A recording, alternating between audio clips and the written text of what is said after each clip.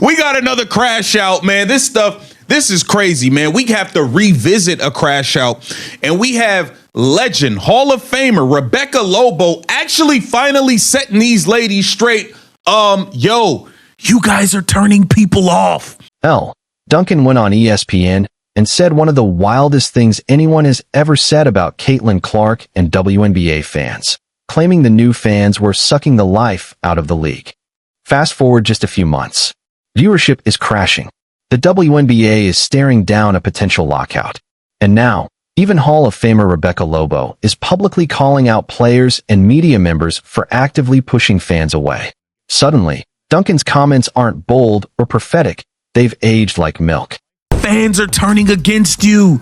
They see all the things the WNBA been doing, like giving y'all housing, paying for y'all babies, giving y'all cars, all types of stuff. Y'all are losing the people. Rebecca Lobo sets the record straight. Do media personalities like Elle Duncan owe Caitlin Clark and her fans an apology for the way they were talked about last season? Let me know in the comments below, because we need to talk about one of the most embarrassing media moments in WNBA history and how it has come back to completely destroy the credibility of everyone involved.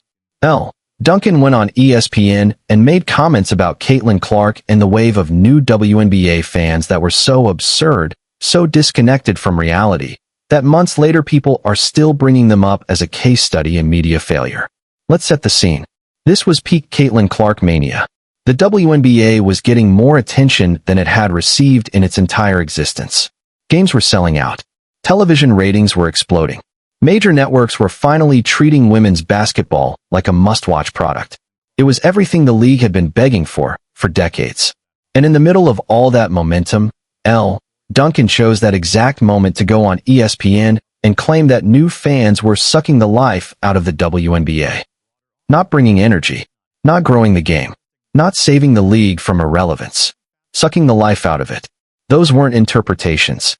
Those were her words. Now fast forward. The hype is gone. Viewership is crashing. Lockout talk is real.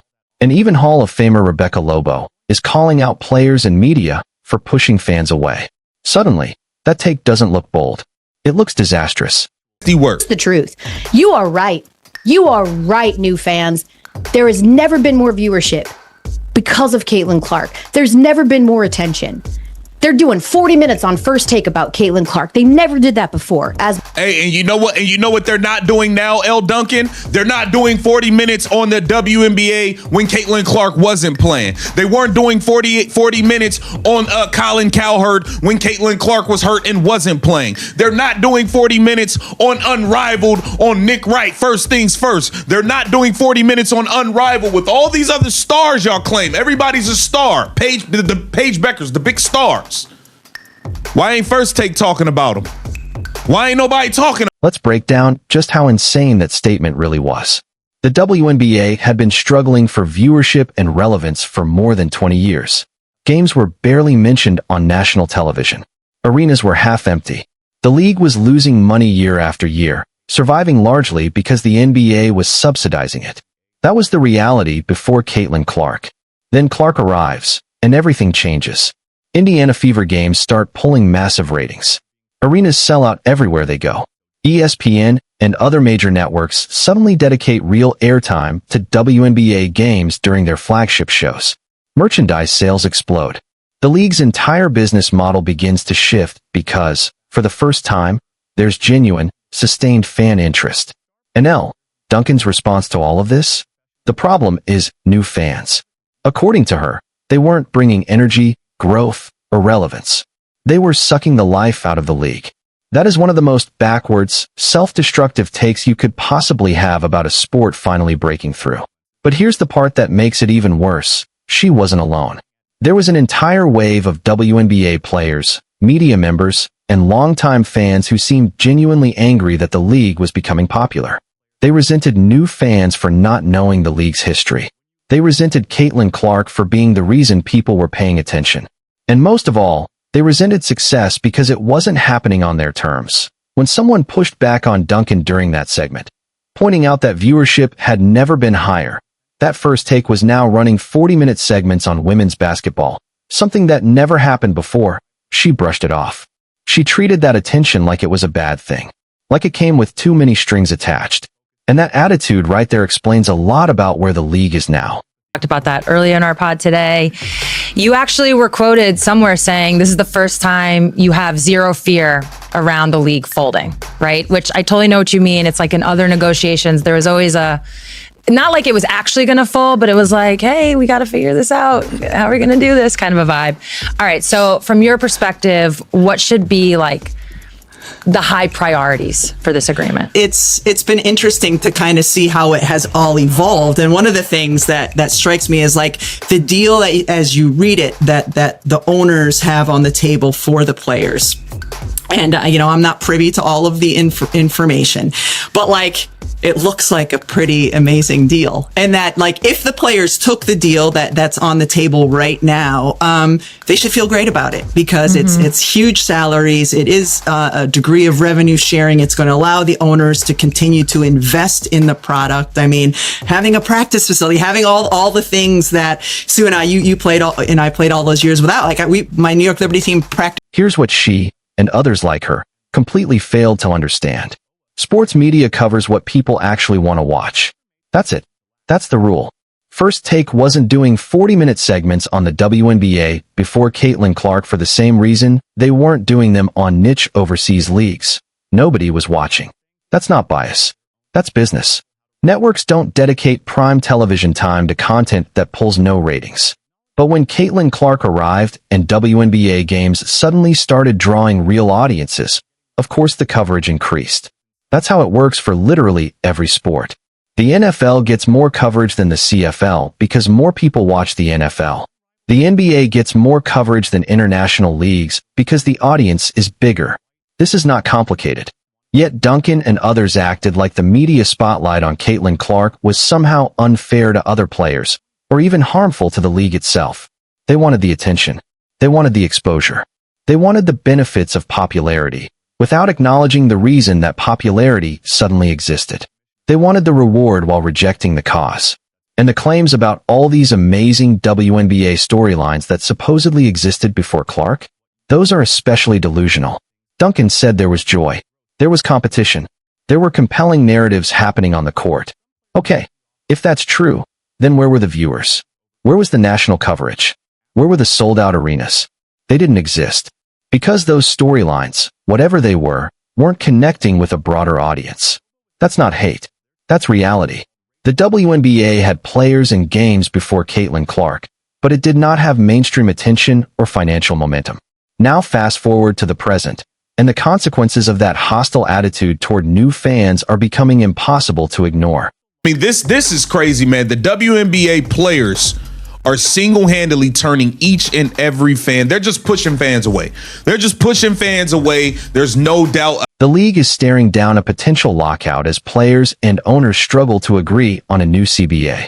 Viewership for projects like Unrivaled, the new 3-on-3 league, is tanking.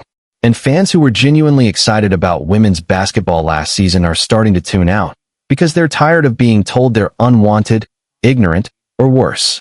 That's where Rebecca Lobo enters the conversation, and her comments are absolutely devastating for everyone who spent last season attacking Caitlin Clark and her fans. Lobo is a Hall of Famer. She has real credibility, real history, and even she is now warning players to watch their rhetoric because they're losing public support. She pointed out that the deal currently on the table from owners is objectively strong. Maximum salaries over $1 million. Average salaries around $500,000, revenue sharing, and increased investment in facilities and infrastructure. By any reasonable standard, that represents real financial growth for the league. But instead of acknowledging that progress, some players called the offer a slap in the face. They used hostile, combative language that immediately alienated the very fans who were trying to support them. Lobo specifically called that out, saying players need to be far more careful with how they communicate during negotiations. And when someone like Rebecca Lobo is saying that publicly, it's a clear sign that the damage done last season is finally catching up to everyone involved. Never been more viewership because of Caitlin Clark. There's never been more attention. They're doing 40 minutes on First Take about Caitlin Clark. They never did that before. As Hey, and you know what? And you know what they're not doing now, Elle Duncan? They're not doing 40 minutes on the WNBA when Caitlin Clark wasn't playing. They weren't doing 40 minutes on Colin Cowherd when Caitlin Clark was hurt and wasn't playing. They're not doing 40 minutes on Unrivaled on Nick Wright. First things first. They're not doing 40 minutes on Unrivaled with all these other stars y'all claim. Everybody's a star. The Paige Beckers, the big stars. Why ain't First Take talking about them? Why ain't nobody talking about them? And she's absolutely right. When you're making hundreds of thousands, or even over $1 million, to play a sport, and you publicly call that offer a slap in the face, you are going to alienate regular people. People working normal jobs. People earning normal salaries. And when you lose them, you lose the public support that has been absolutely crucial to the league's recent growth. Lobo also pointed out how players wore "Pay us what you owe us" shirts at the All-Star game. And at first, the fans were fully on board. The crowd supported them. The message resonated. But then the All-Star game itself happened, and it was a disaster. The effort was non-existent. The product on the court was embarrassing. And just like that, the public mood started to shift, because fans realized they were being asked to support players who weren't even taking showcase events seriously. Then came the moment with Commissioner Kathy Engelbert in Las Vegas, when she was booed for nearly a full minute, before Nafisa Collier ever made her controversial comments about racism. That matters. The fans were already fed up. The backlash wasn't sudden or random. It had been building all season, driven by how fans felt they were being talked down to, dismissed, and openly resented. Lobo's observation that public support has now shifted from players to owners is especially telling. In most labor disputes, fans instinctively side with players against billionaire ownership. That's usually automatic. But this situation is different. After months of being insulted, labeled, and told they were unwanted, many fans have decided they're done defending the players. That is how badly this has been fumbled, not just by players, but by the media voices that encouraged and justified this attitude. When fans who were ready to support the league instead end up siding with management, that's not bad luck. That's a self-inflicted collapse. And it all traces back to the exact attitude Elle Duncan expressed in that clip. The belief that new fans were somehow the problem, instead of the solution. The resentment toward Caitlin Clark for being the reason the league was finally breaking through. The hostility toward people who simply wanted to watch good basketball and support women's sports.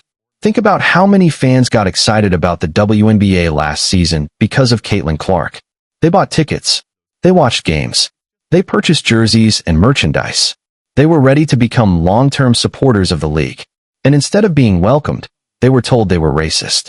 They were told they only cared because Clark is white. They were told their support was conditional, and therefore meaningless. Who would stick around after that? Why would anyone continue supporting a league where players and media members openly resent the existence of their own fans? They wouldn't. And they didn't. That's why viewership is down. That's why public sentiment has shifted so dramatically. The Unrivaled situation perfectly exposes this reality. It was supposed to be a bold alternative, a showcase for WNBA stars during the off-season. Instead, the ratings have been brutal. Games on TNT and True TV pulling around 30,000 viewers in certain time slots. That's embarrassing for a nationally televised product. And why are the ratings so bad? Because Caitlin Clark isn't playing, and the fans who came to women's basketball because of her have no reason to watch. The other stars that media members like Duncan claimed were just as important, just as deserving of attention, simply aren't drawing audiences on their own. That's not an insult. That's reality. Star power matters in sports. Caitlin Clark has it. Most other WNBA players don't. Acknowledging that doesn't diminish anyone's talent. It explains what drives viewership and revenue. Nafisa Collier said Unrivaled was about showing people how to run a business. But if TNT is already questioning the value of the deal because nobody's watching, that's not a masterclass in business. That's proof of exactly why the WNBA needed Caitlin Clark's star power to reach mainstream audiences. And Rebecca Lobo was right about media training, too. Players keep stepping in front of microphones and cameras saying things that actively damage their own interests. They don't know how to communicate with fans in ways that build goodwill instead of destroying it. And now the consequences are obvious. Lobo talked about playing games at Braley Middle School on a middle school-sized court when she was with the Liberty. That perspective matters. The league has come an incredibly long way in terms of facilities, salaries, and investment. But instead of acknowledging that progress and building on it, some players act like they're being exploited when they're receiving benefits previous generations could only dream of. Once fans learned about housing allowances, childcare benefits, charter travel, and other support, the narrative shifted. People realized these players are actually being treated very well relative to the league's revenue. And suddenly, the pay us what you owe us rhetoric didn't hit the same. When you hear owners are offering million-dollar max contracts and significant revenue sharing for a league that still loses money, it becomes hard to sympathize with players calling that a slap in the face. And that brings us full circle. Elle Duncan's comments perfectly captured the mindset that is now hurting the WNBA. Resentment toward new fans, hostility toward Caitlin Clark, and a refusal to acknowledge why the league was finally growing. Every bit of it has come back to bite everyone involved. The saddest part? This was completely avoidable.